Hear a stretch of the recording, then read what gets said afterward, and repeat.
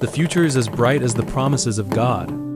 I spoke those words to a fellow missionary in 1832 as we huddled under a leaky thatch roof while monsoon rain turned the Rangoon dirt to mud, and I meant every one of them. But I still remember the day I left Salem, Massachusetts in 1812.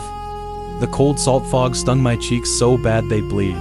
My father's jaw was tight as iron. He wouldn't meet my eyes. My mother pressed a crumpled handkerchief into my hand, her fingers shaking so hard she could barely hold it.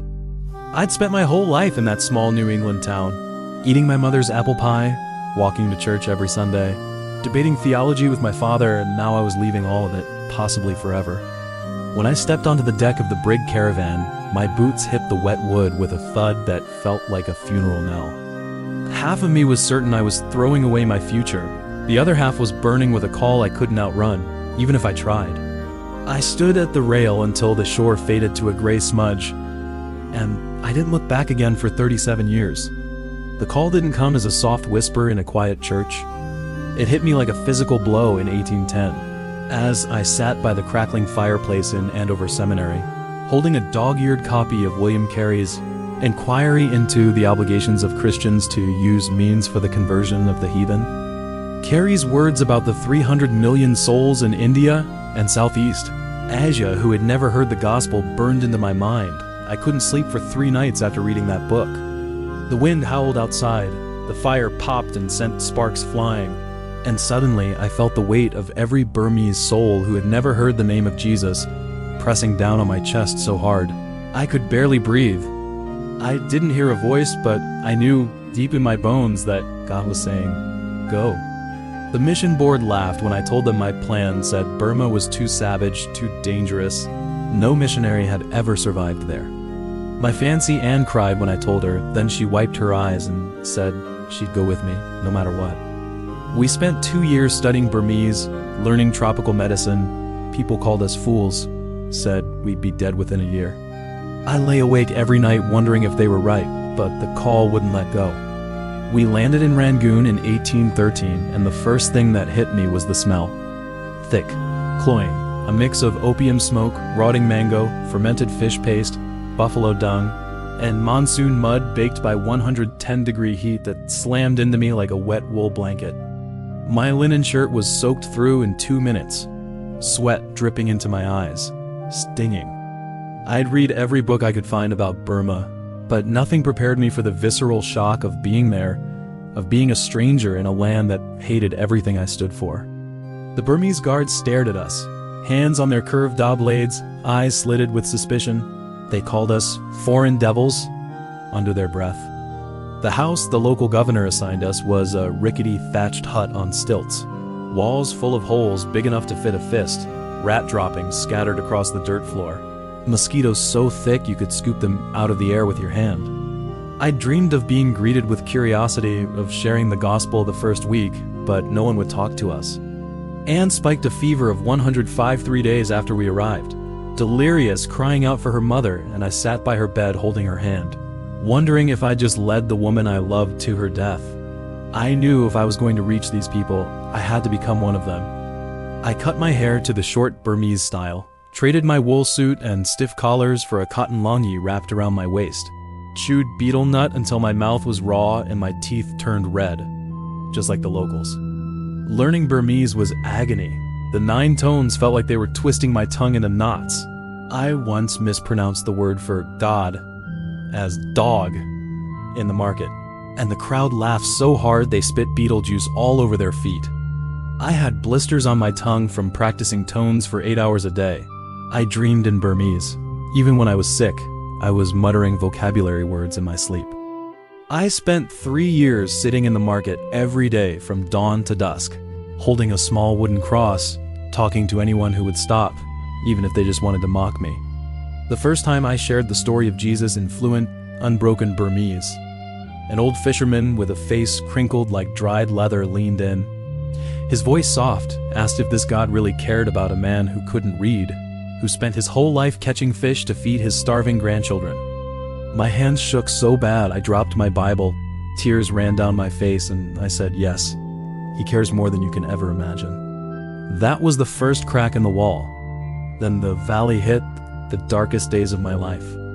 The Anglo-Burmese War broke out in 1824, and the Burmese authorities accused me of being a British spy. They threw me into Ava prison.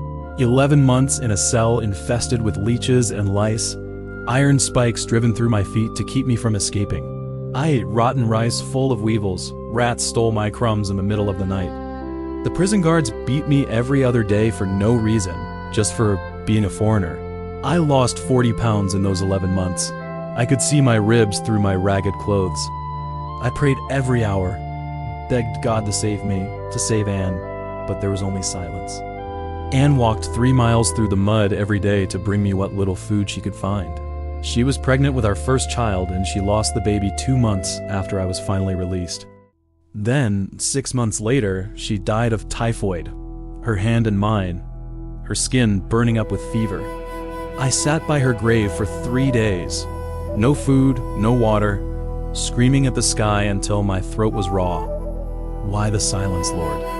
I left my family, my home, my country. I gave you everything, and you take my wife, my child.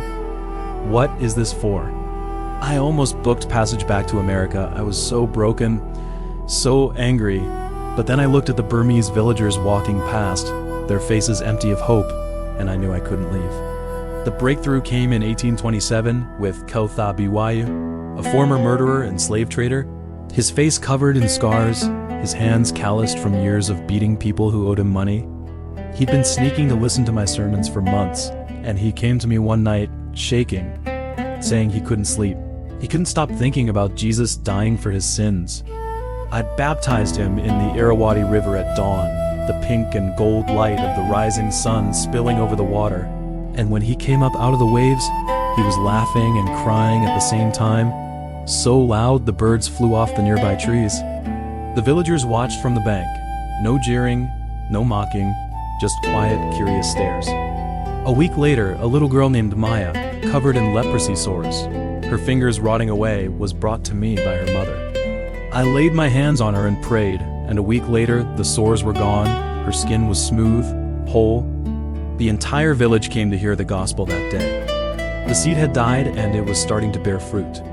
In 1842, a cholera epidemic swept through the entire Irrawaddy Delta. 10 people dying every day in our small village, bodies stacked by the riverbank waiting to be burned.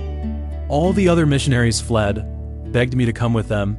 My second wife Sarah was sick with a lung condition. Our 3 small children were vulnerable. We could have gotten on a ship back to America that same week.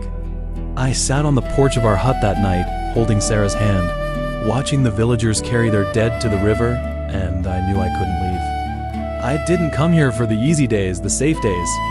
These people were my people now. Their souls were the reason I'd left everything behind.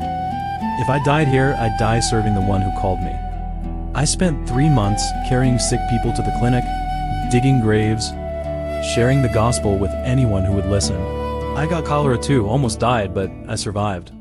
I died in 1850 on a ship in the Bay of Bengal. They buried me at sea, no grave, no marker, but that's okay. When I look back, I translated the entire Bible into Burmese, a translation that is still used by millions of Burmese Christians today. I saw more than 100,000 people come to faith, churches planted across the country. I lost 2 wives, 6 children, my health, my reputation back home, but none of it was wasted. The future is still as bright as the promises of God, not just for missionaries, but for you.